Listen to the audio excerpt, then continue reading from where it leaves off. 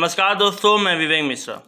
दोस्तों, दुनिया का नक्शा बदलने वाला है और शायद हम सभी इसके बीच में खड़े हैं। 23 जून 2025 को मिडल ईस्ट में वो हुआ जो पिछले कई सालों से केवल खुफिया रिपोर्ट्स और अटकलों तक सीमित था। ईरान ने सीधा अमेरिका को टारगेट किया, और वो भी ऐसे नहीं, सीधे कतर के अंदर मौजूद अमेरिका के सबसे बड़े मिलिट्री बेस अल उदेद एयर बेस पर मिसाइलें दाग दी। ये कोई मामूली बेस नहीं है, ये वही जगह है जहां से अमेरिका अपने सारे मिसाइल ईस्ट मिशन चलाता है। और ईरान ने बिना किसी लाग लपेट के अमेरिका को साफ संदेश दे दिया, तुमने हमारी परमाणु ठिकानों पर हमला किया, अब हम चुप नहीं बैठेंगे। अब लोग सोशल मीडिया पे कहने लगे हैं कि ईरान ने कतर पर हमला कर दिया, लेकिन सही बात बताया तो ईरान ने कतर देश को नहीं बल्कि वहाँ मौजूद अमेरिका बेस को निशाना बनाया। कतर ने खुद कहा है कि उनके एयर स्पेस में धमाके हुए और उनकी एयर डिफेंस ने मिसाइलें रोकने की कोशिश भी की, लेकिन जो होना था वो हो गया। अमेरिका की सबसे सुरक्षित जगहों में से एक पर ईरानी मिसाइल पहुंच गई, और ये घटना अमेरिका की सुरक्षा नीति पर बहुत बड़ा सवाल उठाती है। लेकिन अब ये भी जानना जरूरी कि सब हुआ क्यों। 22 जून को अमेरिका ने ईरान के 3 सबसे बड़े न्यूक्लियर साइट्स फोर्डो, इस्फहान और नतांज पर हवाई हमले किए। रिपोर्ट्स बताती हैं कि ये हमले बंकर बस्टर बॉम्ब से किए गए थे, जिनका मकसद था ईरान के भूमिगत न्यूक्लियर प्रोग्राम्स को तबाह करना। ये वही जगह है जहां से ईरान अपना यूरेनियम एनरिचमेंट करता है, और इन्हीं जगहों पर दुनिया की नज़र थी। अमेरिका ने इजराइल के साथ मिलकर ये ऑपरेशन अंजाम दिया और सोचा शायद ईरान डर जाएगा, लेकिन ईरान ने अगले ही दिन जवाब दे दिया, और वो भी किसी आतंकी संगठन के जरिए नहीं बल्कि अपने रिवॉल्यूशनरी गार्ड के ऑफिशियल अटैक के तौर पर। मतलब क्योंकि अमेरिका और ईरान दोनों समझ लीजिए एक दोस्त है, तो अमेरिका और इजराइल दोनों दोस्त है, तो इजराइल पर जब बात उठी तो अमेरिका ने बदला लिया, लेकिन ईरान कहाँ चुप बैठने वाला भाई। ईरान ने उसका बदला तुरंत अगले दिन पहले इजराइल से लिया। उसके 6 मिलिट्री बेस पर हमला किया, दूसरे दिन ही अमेरिका पे भी हमला कर दिया। तो भाई ईरान बिल्कुल चुप नहीं बैठने वाला। वो किसी भी आतंकवादियों का हमला नहीं ले रहा, वो खुद ही से सब कुछ कर रहा है।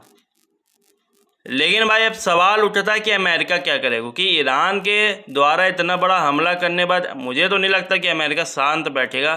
तो अब सबसे बड़ा क्वेश्चन ये उठता है कि अमेरिका अब क्या करेगा। क्या वो और बड़ा हमला करेगा? क्या वो वॉर मोड में जाएगा या डिप्लोमेटिक रूट अपनाएगा? ट्रिकी सवाल है, क्योंकि ट्रंप प्रशासन ने ये साफ कर दिया है कि अगर ईरान नहीं रुका तो अगला हमला बिगर एंड ईजियर होगा। अमेरिका के पास 4 बड़े ऑप्शन हैं: रिटेलिएशन, डिप्लोमेसी, मिलिट्री बिल्डअप या लिमिटेड स्ट्राइक। अब ये चारों चीज़ें क्या, चलिए इस पर बात करते हैं। तो रिटेलिएशन यानी सीधा हमला हो, जैसे कि मिसाइल लॉन्च साइट्स को तबाह करना, जो कि ईरान की मिसाइल्स लॉन्च साइट्स हैं उनको तबाह करना। डिप्लोमेसी यानी यूएन और बाकी देश के जरिए ईरान पर सेक्शंस लगवाना।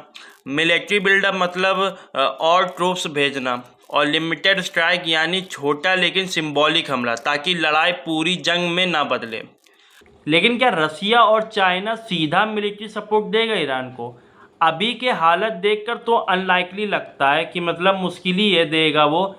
पर हाँ, वो इंटेलिजेंस शेयरिंग, वेपन्स पार्ट और साइबर वॉरफेयर या ऑयल डील्स जैसे इनडायरेक्ट रास्ते से ज़रूर मदद कर सकते हैं। साथ ही ये दोनों देश यूएन में ईरान को डिप्लोमेटिकली सपोर्ट कर सकते हैं, ताकि अमेरिका को इंटरनेशनल प्रेशर महसूस हो। तो अब अगला सवाल ये है कि क्या ये सब कुछ हमें तीसरे विश्व युद्ध की ओर ले जा रहा है? क्या ये वही पेंडुलम है जो एक लोकलाइज्ड कॉन्फ्लिक्ट से एक ग्लोबल एक्सप्लोजन में बदल सकता है? सभी संकेत कह रहे हैं हम एज पर हैं। एक रॉन्ग मूव और पूरी दुनिया किसी ऐसे संघर्ष में धंस सकती है जिससे निकलना नामुमकिन होगा। अभी के लिए जो साफ है, ये कोई सिंपल रिलेशन नहीं है, ये एक कैलकुलेटेड, बोल्ड और सिंबॉलिक हमला है। और इसका मतलब है कि आने वाले हफ्ते बेहद खतरनाक होगा।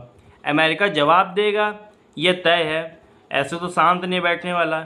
इजराइल चुप नहीं बैठेगा, ये भी तय है। और रसिया चाइना इस मौके को जियोपॉलिटिकल फ़ायदा उठाएंगे, ये ऑलमोस्ट गारंटीड है। दोस्तों, जब टैंकर रुकते हैं, मिसाइल्स उड़ती हैं और डिप्लोमेसी कमज़ोर पड़ जाती हैं, तब दुनिया खतरनाक मोड़ पर आ जाती है। इस बार भी वैसा ही हो रहा है। अब हम सबको इस पर नज़र रखनी होगी, क्योंकि ये सिर्फ एक खबर नहीं, ये भविष्य का दिशा निर्देशक मोड़ बन सकता है और विश्व युद्ध ज़्यादा दूर नहीं रहेगा अगर ऐसा कुछ हुआ तो। वीडियो को ज़्यादा ज़्यादा लाइक करना, अपनी राय कमेंट में देना है। और आपको क्या लगता है, क्या विश्व युद्ध की तरफ मोड़ ले रहा है?